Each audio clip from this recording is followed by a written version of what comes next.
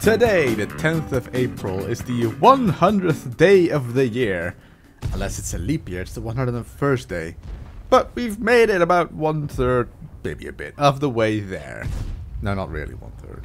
Hey, we're somewhere. Today, 106 years ago, the Titanic set sail on her maiden voyage only to crash into an iceberg and shit itself and sink to the ocean floor. Today, 48 years ago, Paul McCartney announced that he was going to leave the Beatles for professional and personal reasons. Apparently, he was just done with everyone's shit. And today, on the 10th of April, SpaceX will launch its first reusable rocket, like actually fully reusable, like up to 100 times and not just 2. We're finally getting somewhere in technology!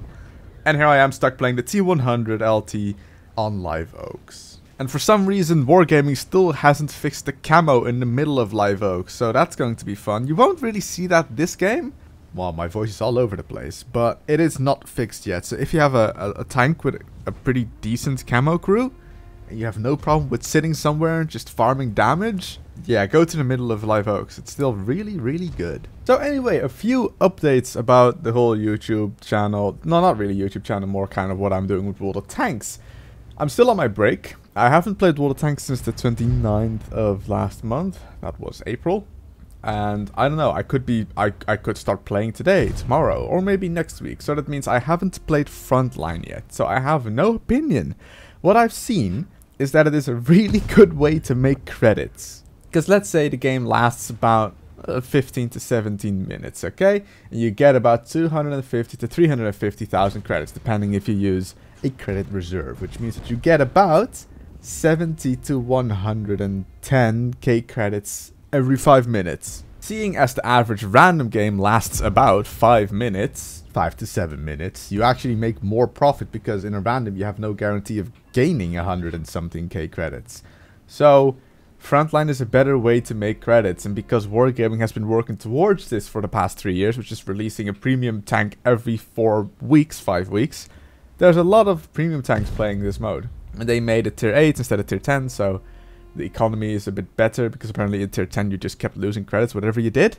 And in tier 8 you gain a lot of credits. Wargaming actually made a micro patch yesterday, the 9th of May, to downsize the amount of bonds you get, because if you got general rank in a game, you got 100 bonds, which is a lot. Like, that's a lot, seeing as for bonds in ranked mode, to get 100 bonds, you had to do not 70 minutes of playing. You had to do much more than that. For 100 bonds in ranked, you had to go up a rank, which was about an hour of playing, depending on how good you were. So they downscaled it to 40. If you get general rank in a Frontline game, you get 40 bonds, which is still good. You can gain up to 65 bonds still.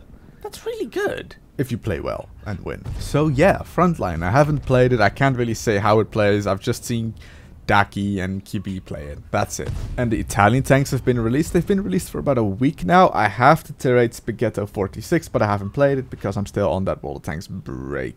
Top of the tree is still the Object 268 version 4. And that's partly the reason why I'm not playing. I can't be arsed actually going into randoms and see the V4 everywhere, because I don't care. But next month, top of the tree, is actually a really close vote between the Object 705A and the Super Conqueror. The 705A has literally about 120 votes more than the Super Conqueror. Like, that's the first time in, I think, ever that the close has been so vote. Yes, good job, Phil. That the vote has been so close. And here's the thing. I'd rather have the 705A win than the Super Conqueror. People want the Super Conqueror because it's a really good tank right now. The gun depression, the rate of fire, the spaced armor, it's really good. It's just a bit slow in comparison to other heavy tanks. But still, 35 kilometers an hour top speed is not bad. And because of that rate of fire and good alpha and hash ammo for high explosive, people want that tank. Now imagine a world where you have the 268 version 4 as top of the tree, and that mission will continue. Not the discount, but the mission to get 50 wins will continue. And then the Super Conqueror joins in that fight. And then the matchmaking would just consist of Super Conquerors and 268 version 4. Please don't make that happen. Just, like, I'm not saying vote for the 705A, but I just kind of hope the Super Conqueror doesn't win. If you end up in a game, a full tier 10 game, with, on the enemy team, no STRV-103B, no Super Conqueror, no Object 268 version 4, no Type 5 Heavy, and no Artillery.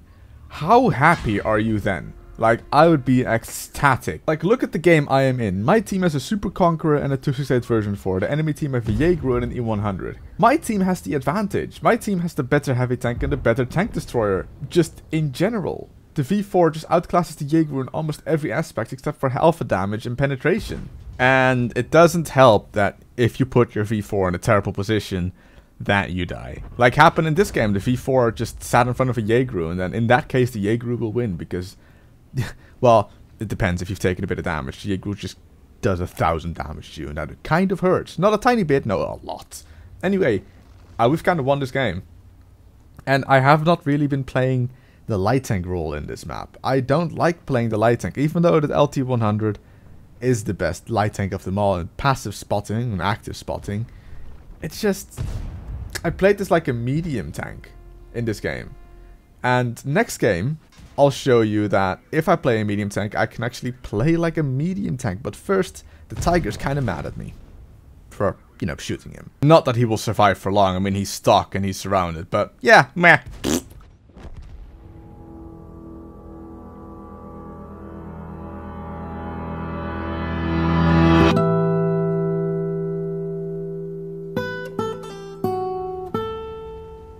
You know what my problem is with Himmelsdorf? On the hill, the side we are on, we have to cross out into the open for people to shoot at us as we try to get on top of the hill. The enemy team can safely drive towards the castle and get around the castle without ever being spotted from this side. Why is that a thing? Why? Why can't the enemy team just be safe, hold down all over that entire ridgeline, and we just have that tiny bit of road there? Like, I've always been wondering that ever since I started playing this game, and I noticed that that was a difference. Why is that a thing? Anyway, I'm playing the 907 tier 10 Soviet medium reward tank for Clan Wars, and yes, the camo is shitty because reasons. I hope that triggers your OCD. Now, the reason I'm showing this game is, well, the T100, I tried to play it like a medium tank because I just don't, none of the maps really like allow me to play like a light tank. Whereas if I'm a medium tank, I can do both roles. I have full view range. Yes, I might not be as fast as the light tank, and yes, I might not have the same camo rating as the light tank while moving. But in this game, I have better rate of fire, which means that I can shoot and track and shoot and track and shoot and track, and that's exactly what I'm going to do this game. Every time I fire a shot, I deliberately aim at tracks unless it's a killing shot, like the lower plate of the Badger here. If I have the chance to shoot a track, I will track him. Because the 907 has the good rate of fire. It has enough rate of fire and fast enough reload, which is the same thing, to keep people tracked. The only time I didn't shot at tracks is just a pattern for damage, just to like give him a parting gift, so to say. With the T100, I don't have that rate of fire, and I don't have the alpha. It has 300 alpha instead of 320, but that means less critical damage to the tracks, which means that I could not maybe track him for a shot, but at the same time, my slower rate of fire means I could not keep him tracked because maybe his repair crew is too good. With the 907, I've got about 5.5 second reload, which is better than 7 that the T100 has. And that's all I'm doing in this game. I shoot people in the tracks, get the tracking damage, and then shoot them in the tracks from the side, so I actually do damage while tracking. And that's how I got a really high combined damage in this game. Like, really high. Very good for the 907 on the city map. But the problem is, the 907 being as good as it is now, means that it still wasn't an ace. Like, I'm not gonna spoil the amount of combined I did. 9.6k and 5 kills. Spoiler. Not enough for an ace. how mental is that? 1377 base experience in the 907 is not an ace. In the T62A and the 140, that is an ace. In the 430U, good question, might not be an ace either.